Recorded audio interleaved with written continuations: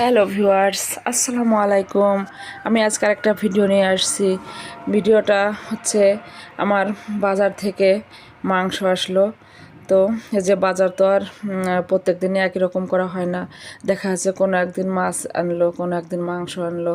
তবে আমাদের ওরকমের 1 KG 2 KG করে কিনা হয় না। আমার হাজব্যান্ড বাজারে গিয়েছিল, তো 12 কেজি গরুর মাংস নিয়ে আসছে।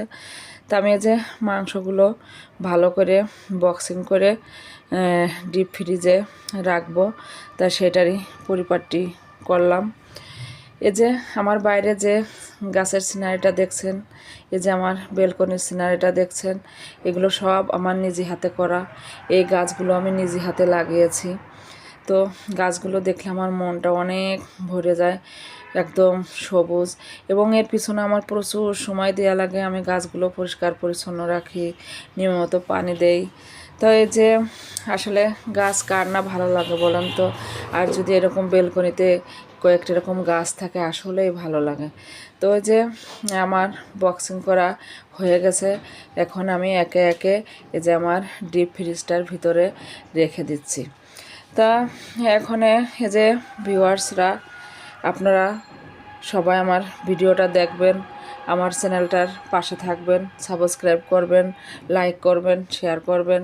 কারণ আমরা তো গৃহিণী, আমি তো গৃহিণী। আমি সবসময় কাজকর্ম নিয়েই ব্যস্ত থাকি। তো সব কিছু তো সবসময় শেয়ার করা সম্ভব না। তো এই যে এই ভিডিওটা দিলাম, আসলে কারোর না কারোর উপকারে আসবে। কারণ শুধু ভিডিও দেওয়া মানে এই না যে অন্যরকম কোনো কিছু। আমরা চাই যে মানুষ আমাদের ভিডিওটা দেখে অথবা আমার ভিডিওটা দেখে কোনো কিছু শিখুক, একটা কাজ শিখুক। তো এখন এই যে আমার ফ্রিজে মাংসটা বক্সিং করা হয়ে গেল। আর এই যে ভিউসরা,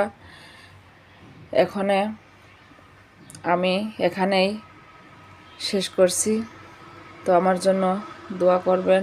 আপনারা সবাই ভালো থাকবেন, আল্লাহ আপনাদের ভালো রাখুক।